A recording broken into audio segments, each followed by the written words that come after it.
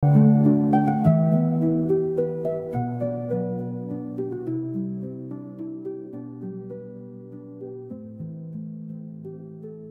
hierdie in Christus reeks rondom die spoortrapper, is ek by beginsel nommer 4.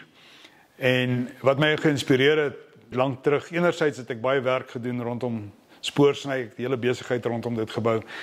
Maar wanneer dit kom by my geestelike lewe, ook as Christen, was dit onder andere 'n teks in Romeine 8, vers 29, in die boodskap vertaal, jy moet in die spoor van Jesus loop, jy moet soos Christus word, jy word Christus vir die wêreld. Ek sien in van die ander vertalings, jy neem die lewe van Jesus aan, of jy neem sy karakter aan, jy word een met Christus, en dis presies wat dit is, daai Griekse woord ikoon, beteken jy word Christus vir hierdie wêreld. Ironies genoeg wil ons heeltyd terugvoeter na die icon wêreld toe, of liewer die van idols. Ons wil iemand anders wees. As ek maar net iemand anders was. As ek maar net soos jy kon gesing het of gelyk het of kon rugby speel, wat dit ook al is. Maar dis nie jy nie. En wat 'n groot fout. En dan baie sal amper 'n stuk vervalsing naboots. Dis nie reg nie. En dan is jy verseker nie in die spel van Christen wees. Jy kan al die regte goed doen. En dit klink of jy 'n Christen is, maar dit is nie wie jy is nie. So terug na die ikoon gedagte toe. Ek word Christus vir die wêreld en ek trap en leef die spoor van Jesus in hierdie wêreld. En dis die kuns. Nou die vierde beginsel sê, jy moet die waarskynlike roete moet jy vat.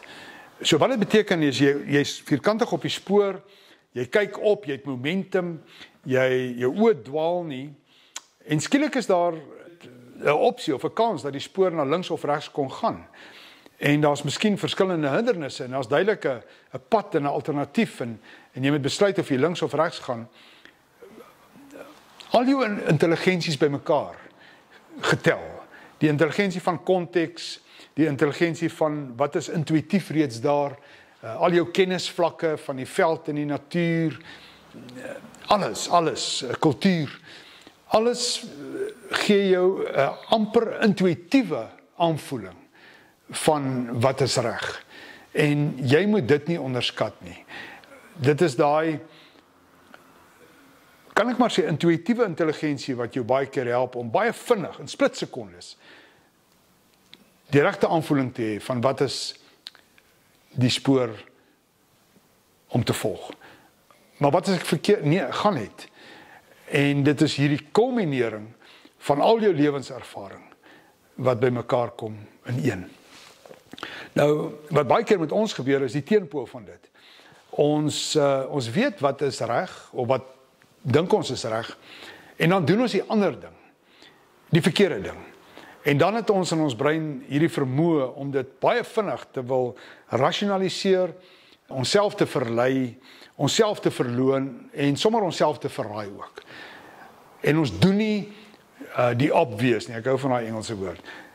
Ons doen nie die obvious goed nie. Die goed wat regtig saak maak, die goed wat belangrik is nie. Dit is ironies om so daaroor te dink, maar jy weet, ek dink ons as mense, of ek, weet baie meer wat is reg en wat is verkeerd as wat ons dink. Dit is nie so moeilik nie. Wat moeilik is om te fokus op dit wat reg is, dat dit jou oortuiging word, dit aanhou te versterk, en dan nie in die gat te trap, waar jy nodig het om die verkeerde goed te wil rationaliseer en verduidelik, en op die ou na jouself verloon, as mens, of as man, of as vrou, of as pa, of as ma, of as kind nie. En ons is almal op risiko hierso. Maar een van die lekker goed van spoorsny, is dat jy amper op outomaties beginne die spoor vat, omdat jy die vermoë het om die konteks, die hele omgewing te integreer.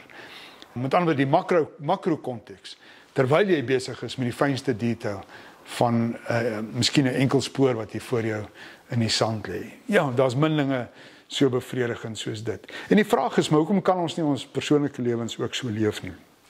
Met ander woorde, dat ek intuïtief vinnig die regte besluite neem, en dat ek daarom voorkom met lewe, en dat ek op die ou en getuig dit van goeie oordeel. En dis die terugvoer wat jy van die samelewing wil hê. Jy wil hê mense moet sê, maar jy het goeie oordeel. Menende, ons kan jou vertrou. Ons sal graag wil hoor wat sê jy. Hoekom? Want jy is na alle waarskynlikheid reg. En so terloops, dit is wat dit vir my beteken om Christen te wees.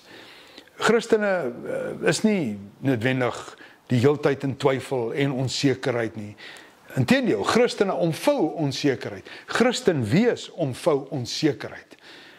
En dan binne in daai onsekerheid het jy die vermoë om met die gees van God in jou, intuïtief raak te vat, dit wat God se bedoeling is.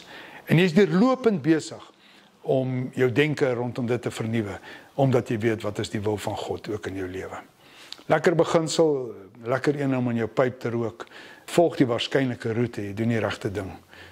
En as dit nie reg is nie, as jy verkeerd gedoen het, dan is dit beginsel nommer 5. Ons gaan volgende, ons praat oor hom. Nommer 4, volg die waarskynlike roete. Doen wat reg is. Jy weet wat's reg. Rook dit in jou pyp.